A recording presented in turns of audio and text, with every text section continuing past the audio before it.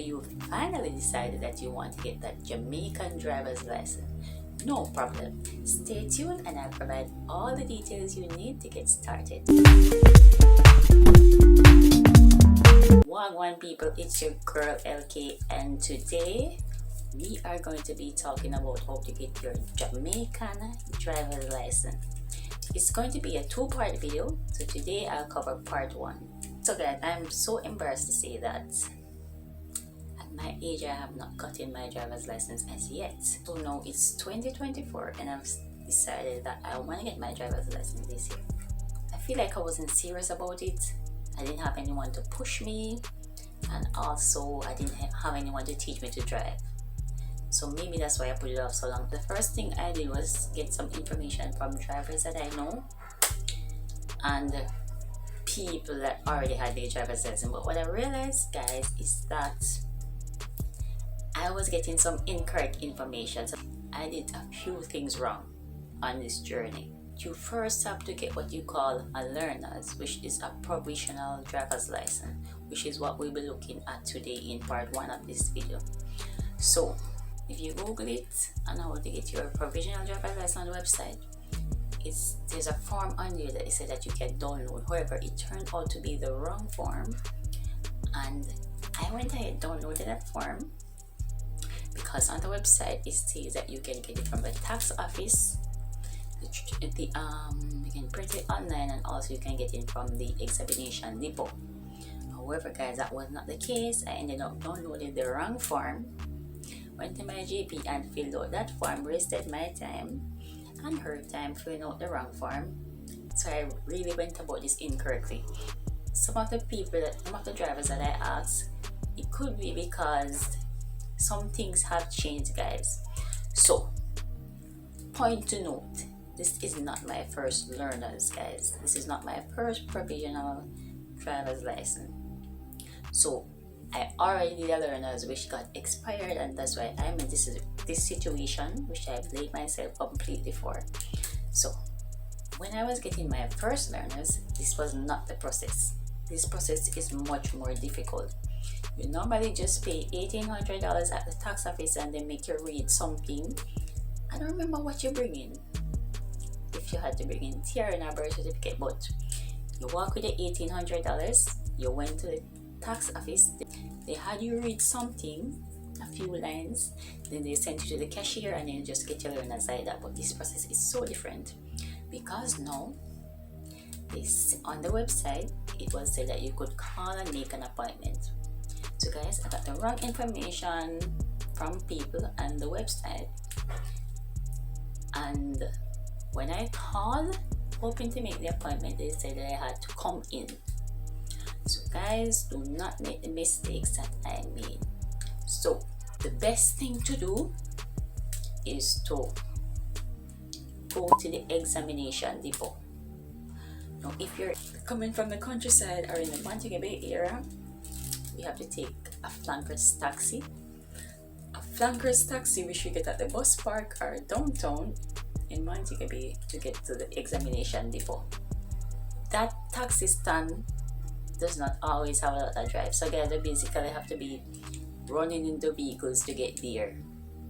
So guys, taxi situation is horrible. Now when I got to the examination depot, guys, I was like, I think I came out in the parking lot that's where they do the test. I'm like, where is this building, guys? It's just a small little office space.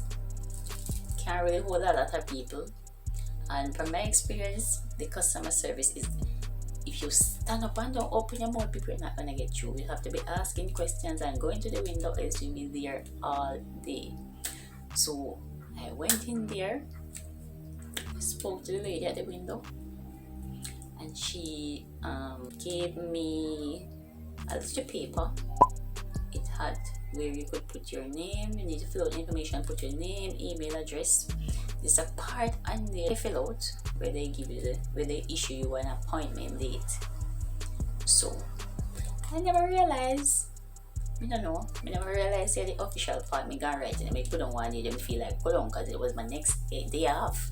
So When the lady take the paper, she really just a laugh after me because she said, so you're right, we're not supposed to write. I said, miss, my next day off is on that date. So I'm asking you please if you could set up the appointment for that date. So she gave me the appointment for my next day off, guys.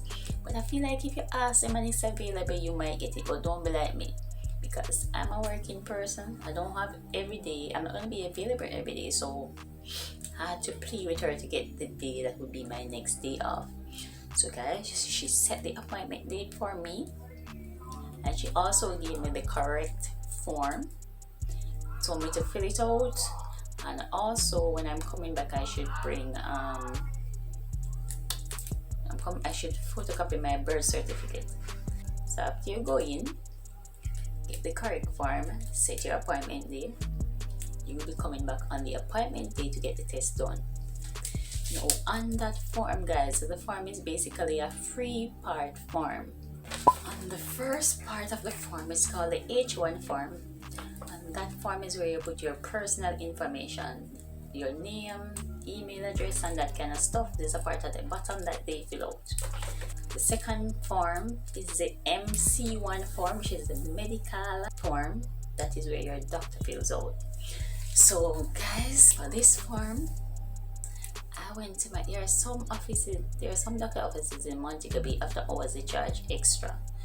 I don't know if it's because I went after hours or what, but I was ripped off at this doctor, people.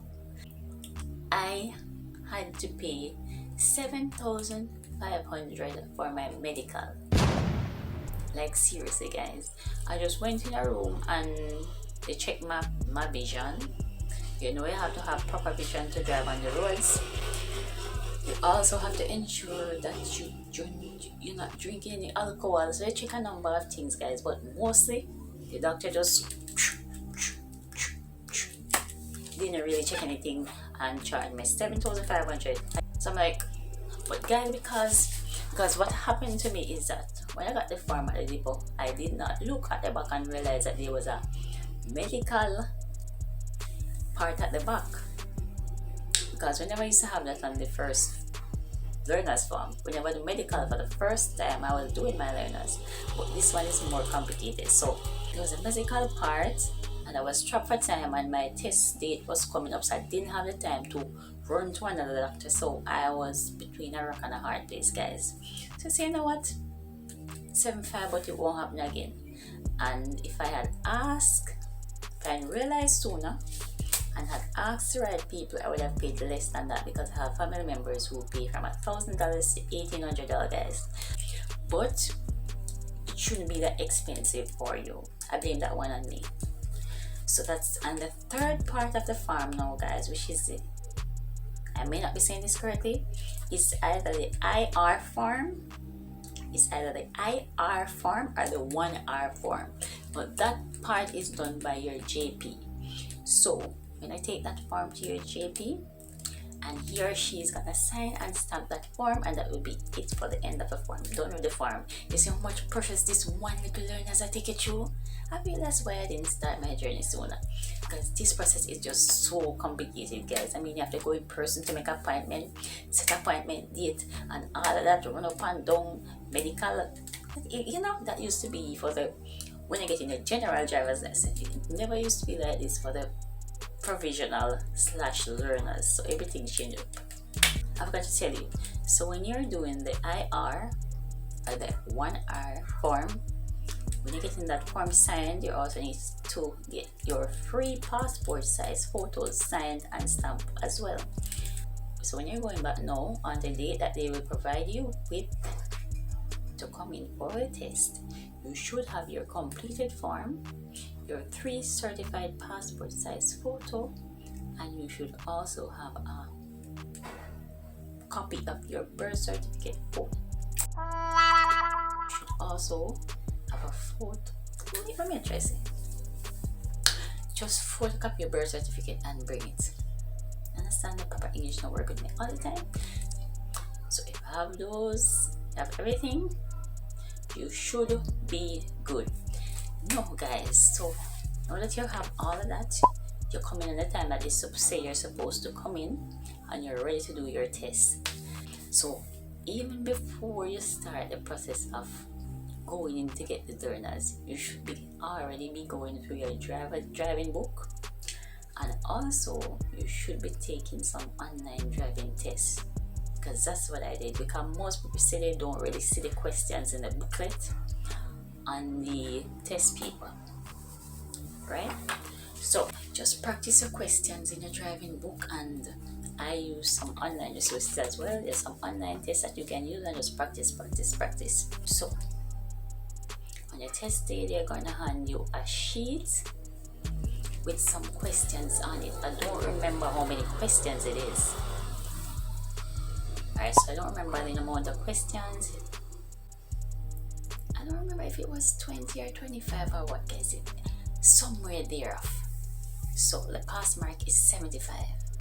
Now guys, my sister went and she passed hers, so I was motivated to go as well, and it's a good thing that I went. Guys, I feel so nervous. The test is not hard, but guess what? There are a few questions that are really tricky and you don't know what to stick. I was just praying to at least get 75% because I did not want to do it over. And so I practiced before the test. Every test that I could find, I did. All of that. And thank you, people. I inched it. I got 75%, but I was grateful because I really did not want to do that test over. I hate bikes because they're so noisy. So guys, I nervously passed the test. So after you do the test now, you take your paper and they call it in the room, and somebody is there with the marked papers. I really did not want to look down because I felt like I got a lot of answers right, but when me look down, I miss wrong bang for kill on my paper. But guess what? I got 75%. I just didn't want to pass it, people. The person that marked my paper, which was a gentleman, made me read a little area. They're testing to see if you can read. If you know how to read signs on the road, all of them something, so they test if I can read. He sent me back outside to sit and wait. And then them start calling names, people. Calling names. And then they said, all of you go into that room. So in that room now we met somebody. I don't know what position he holds, but he's a strapping man, as my granny would say.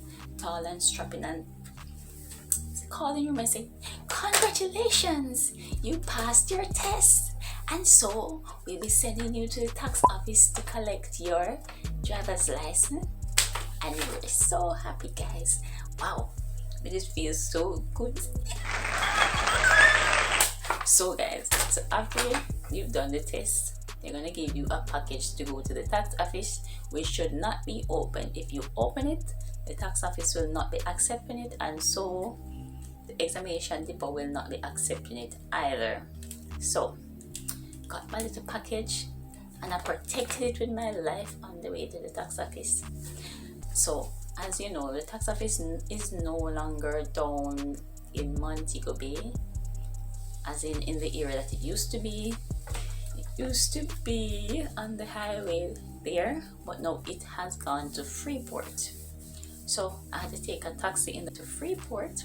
You see all these learners just have me on the road all over the place. I figure Flanker, come back from Flanker, find my way now the tax office. So I'm a Freeport girl, so I already knew where that was. If you don't know where it is, you're gonna take a Freeport taxi, and that's the taxi that's gonna drop you to where the tax office is. Just tell them that you go in the tax office and they'll know where to drop you off. So I got the tax office, guys, around after 12 or to 1, somewhere there off, and I did not spend an hour in there. I've heard people say that they have gone in and spent a longer time. Thank God. The line was moving really fast, so I went in with my package from the tax office. Before they know, they give you a number based on the line that, how you go? Yes, based on the line that you're in, and you have to listen carefully. Then you go to that window, they take it from you, and they're gonna send you to another window where you will pay the cashier, the $1,800 that you will pay. So to get a provisional driver's license, you pay $1,800 at the tax office. So when you pay your $1,800 at the tax office, they're only gonna give you like a board, like a cream sheet of paper, like a brown paper with your picture on it, and that will be your provisional driver's license for people. So people, I went through all that stress just to get this.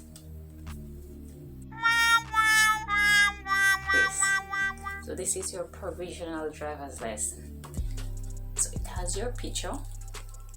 It says that I am licensed to drive a motor car, trucks and cycles. What are you saying? And you know it is valid for 1 year. That's basically it, guys. That is it right there. And like I said, the process never used to be so difficult. Normally just go to the tax office and just kill this in 1 day. So you see, so basically it took like 2 different days to get this done. So this is valid for a year, and during that time you should be learning how to drive. So we do have somebody teaching you our driving school. I'll have to go to a driving school because I don't have anybody to teach me. So I think I'll be starting driving school this month, which I may share with you, but that is it, guys. So go out and get your provisional driver's license. In part 2, I'll be showing you how to get the general driver's license, the requirements and all that. So that is it, guys. Thank you for watching. I'll see you soon.